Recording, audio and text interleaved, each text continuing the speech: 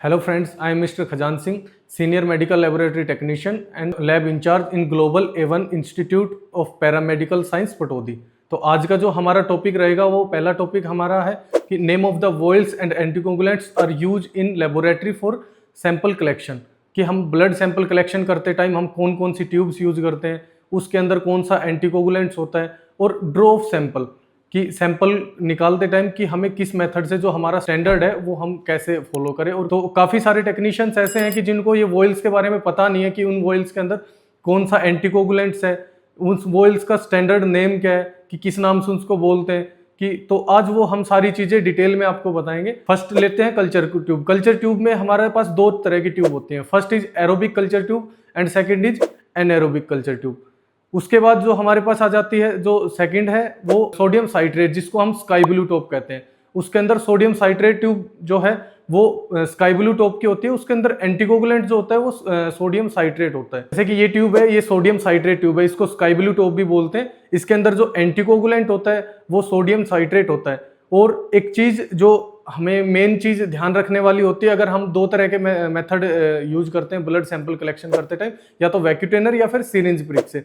अगर हम सिरिंज से ले रहे हैं तो हर ट्यूब पे एक लेबलिंग होती है, हमें एक लेबलिंग तक ही सैंपल लेना है। किसी भी ट्यूब के अंदर अगर हम सैंपल लेंगे तो उसके अंदर जो उसके ऊपर जो लेबल होता है वो लेबल तक ही हमें सैंपल लेना है, ना उससे ज्यादा लेना है ना उससे कम लेना है। थर्ड इज हमारे पास आ जाएगा एसएसटी। एसएसटी का फुल फॉर्म होता है सीरम सेपरेशन ट्यूब, तो इसको एसएसटी भी बोलते हैं। इसी का एक, या फिर इसको हम क्लोट एक्टिवेटर भी बोलते हैं। इसी के उसमें एक रेड टॉप भी है। रेड टॉप जो आएगा वो भी क्लोट एक्टिवेटर होता है, लेकिन इसमें और रेड टॉप में डिफरेंस क्या होगा कि इसके अंदर एक जेल होता है। जेल जो हमारा काम क्या करता है कि वो सीरम को और सीरम को और आरबीसी को सेपरेट करता है, ताकि वो हेमोलाइज ना हो, सैंपल मिक्सअप ना हो।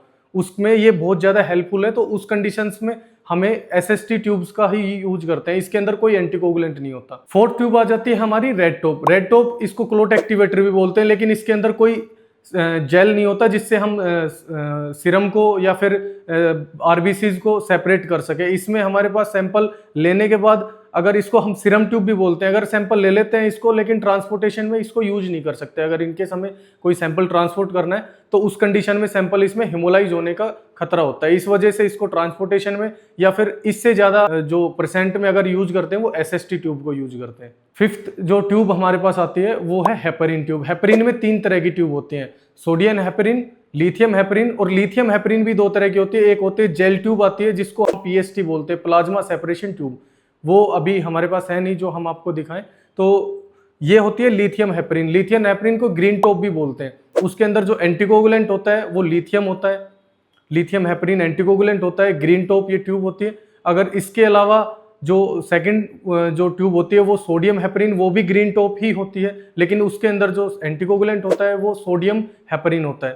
थर्ड जो ट्यूब आती है हमारे पास वो होती है light green top. Light green top में क्या होता है, वो पीएसटी होते हैं, प्लाज्मा सीरम सेपरेटर ट्यूब। जो पीएसटी ट्यूब बोलते हैं वो प्लाज्मा सेपरेटर ट्यूब होती है, जो लाइट ग्रीन टॉप की होती है। उसको हम यूज में थोड़ा सा ज्यादा लेते हैं। अगर हमें इनकेस किसी टेस्ट में पैरामीटर में हमें प्लाज्मा की रिक्वायरमेंट होती है तो उस कंडीशन में हम light green top tube use करते हैं, जिसके अंदर जो एंटीकोगुलेंट होता है वो लिथियम हेपरिन होता है और लाइट ग्रीन टॉप की वो ट्यूब होती है। उसके बाद जो हमारे पास नेक्स्ट ट्यूब आती है वो आती है लेवेंडर भी बोलते हैं इस ट्यूब को। लेवेंडर ट्यूब या फिर इसको पर्पल कैप या पर्पल टॉप ट्यूब भी बोलते हैं। इसके अंदर जो एंटीकोगुलेंट होता है वो एंटीकोगुलेंट इसके अंदर होता है EDTA, ethylene diamine tetra acetic acid. वो एंटीकोगुलेंट हम इसमें यूज करते हैं और इसको लेवेंडर टॉप या फिर पर्पल टॉप भी बोलते हैं। जो नेक्स्ट ट्यूब है वो हमारे पास ग्रे टॉप। ग्रे टॉप में दो ट्यूब आती है जिसमें दो तरह के एंटीकोगुलेंट होते हैं।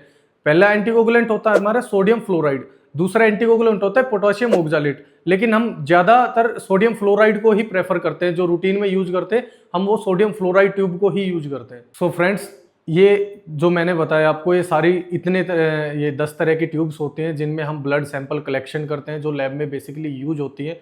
और आगे इस तरह की ही डिटेल वीडियो देखने के लिए हमारे चैनल को सब्सक्राइब करना, लाइक करना, शेयर करना ना भूलें। अगर कोई भी आपको इसमें डाउट लगता है, कोई भी क्वेरी लगती है, तो आप हमें कमेंट बॉक्स में बता सकते हैं। Thank you.